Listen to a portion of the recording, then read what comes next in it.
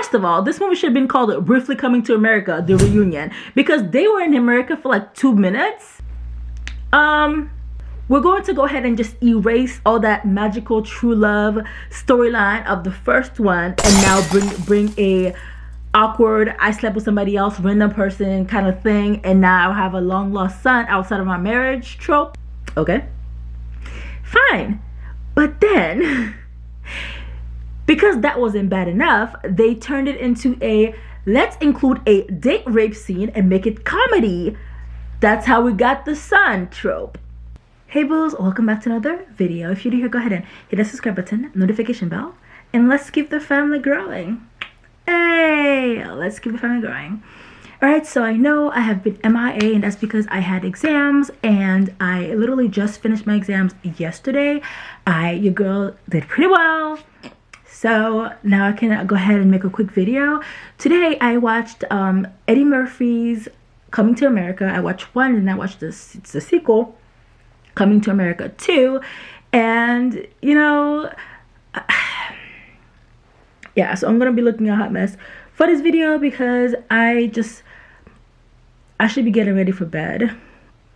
There is something that I do, and I don't know why I do it, but it's that I'll watch something and I'll get very, very annoyed, and I'll come and make a video about it and complain to you guys. The movie was problematic. It was so bad. There was racism, there was sexism, there was transphobia. It was bad, y'all. It was bad. So if you don't want any spoilers, you might want to stop right here because I'm not going to hold back. So if you haven't watched it, maybe don't watch this video yet, save it and come back later. The first Coming to America featured a very smiley, hopeful, naive Eddie Murphy or Hakeem, and he's going to find true love. He doesn't want to marry somebody he doesn't know. He's going to go to America. He's going to take everything that the world throws at him, smiling along the way. He does some badass moves, and McDonald's gets robbed, and he's just so hopeful. You just root for him. You want to root for him. You love him. There's something about his character that you just want to root for. It's just, you know. And then in this sequel, the storyline is Hakeem has a long lost son that he never knew about, and now the son is gonna come to Zamunda to be king, or to be his heir. But first, I'm going to say, you know, I'm just gonna talk about all the things that I did like about the movie. Coming to America 2, it's the clothes for me, it's the hairstyles for me, it's just the wardrobe, the makeup. It's just whoo, I wanted to shout and dance because my people were looking so fly. They were looking good. Oh my gosh, everybody aged so well, and it was just so amazing to see the cast back. Everybody, like, you know, Eddie Murphy, James Earl, Wesley Snipes came in, Arsenio Hall, who I love, by the way. He was so fun Coming to America 1. Like, he was, whoo. And seeing Tiana Taylor, it was chef's kiss. That girl is fine. She is fine. She came in with her getup, and I was just like, yes, queen, as you should. And Kiki Lane, she can get it.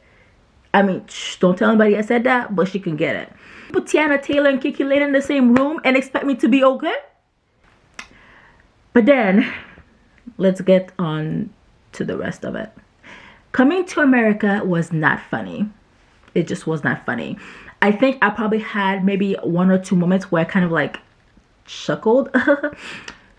I watched the first one right before, and I was cracking up. Like, I mean, it was made in 1988. So there were some issues with, you know, there were some issues that in 2021 I would not expect to have been in a movie like that, you know. But it was still nostalgic. It was still funny. It was just a classic. It's a classic black movie. And I feel like black people in Coming to America, the first one, are portrayed like the main character, Prince Hakeem, is portrayed as this bright-eyed, innocent, naive, amazing person. And Coming to America 2, we're introduced to so many characters, like with so many people that we don't know where to look. Like, who do we root for? Like, is it going to be the Lavelle? Is it going to be Mika? Like, who are we rooting for? Like, I have to say that I stopped watching this about maybe a little bit over half. I could not watch another second of it. Here's some of the issues I had with it. The dark-skinned woman being compared to a wild animal. This scene really pissed me off because they compared Leslie Jones' character sleeping with Prince Hakeem as him being attacked by a wild animal. He remembers it as a wild boar attacking him or mounting him or whatever. Date rape being used as comedy. There was no inappropriate nature. It was some of her ceremonial rituals.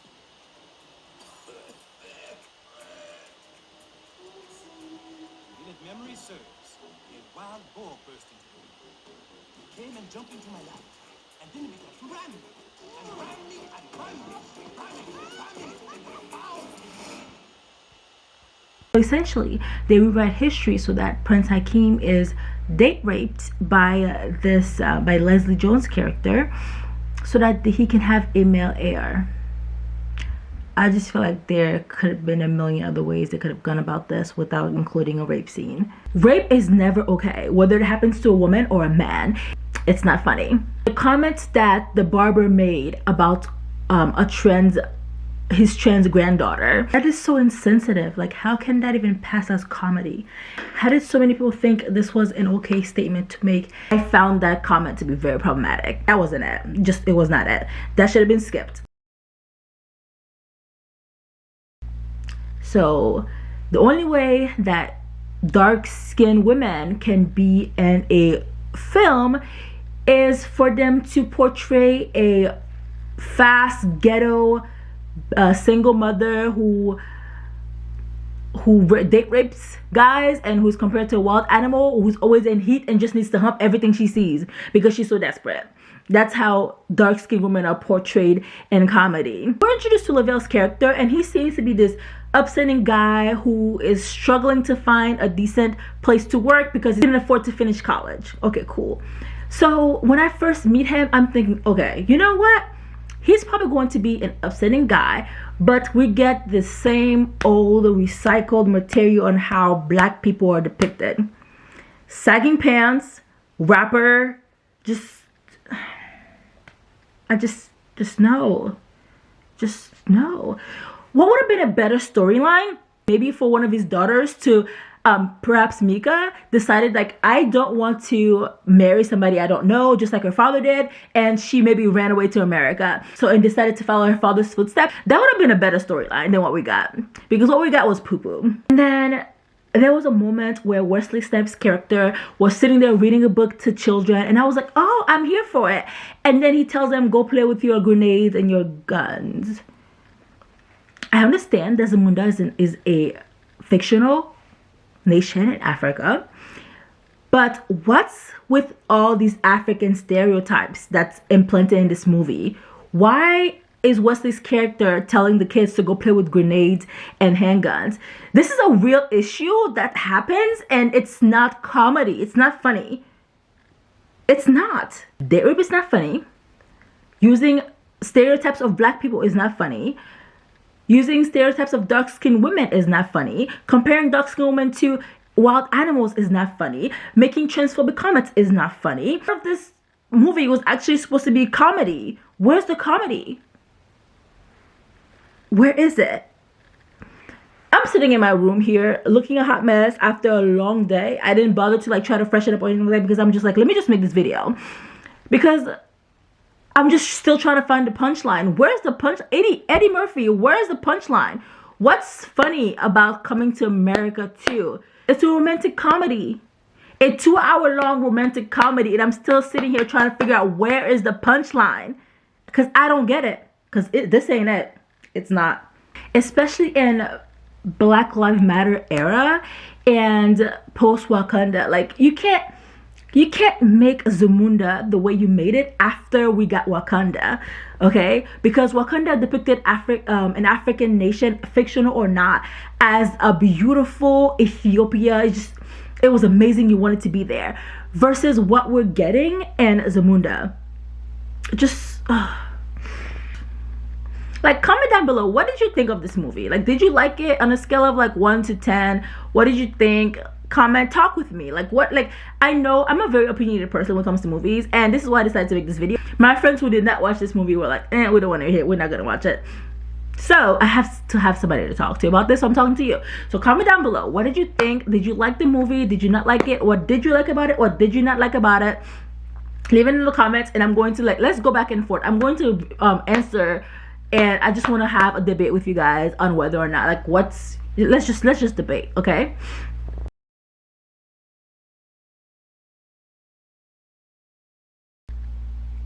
And then, who even was that old wise guy who was making really crude comments?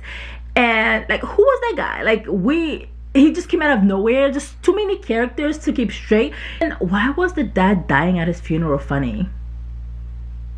I didn't get that either. The word bastard was probably used like 42 times within a 5 to 10 minute period. Like, why are you saying, like, every single time they introduce the son, it's like, meet my old bastard son. Like, stop. It made me cringe every single time. Like, stop. The writing was just lazy and racist.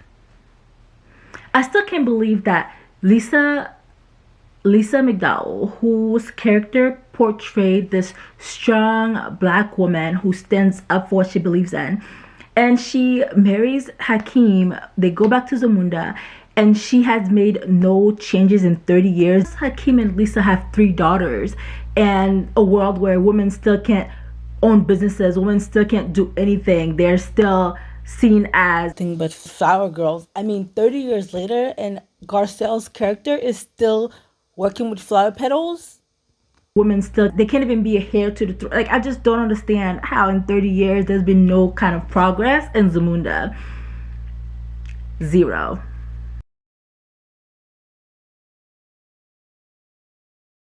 If I was a movie critic, I would rate this a 2 out of 10, and the 2 is only for the wardrobe and all the amazing cast that was in this movie. We actually saw Salt and Pepper and made an appearance, and Gladys Knight made an appearance, which was so freaking cool. I was screaming when I saw them on screen, and the dance move. So just, you know, so I'm giving credit for that. I'm taking away points for lazy script writing, lazy jokes, lazy comedy, lazy, like, just no originality, no thought. Just, there was no thought whatsoever behind this movie. Just trash. Anyways, thank you guys so much for watching, and as always, may your movie game be stronger than your coffee game. Like, please, for God's sake, can they make one sequel that's not trash? I love you, latte. Bye, boos. It's fucking problematic.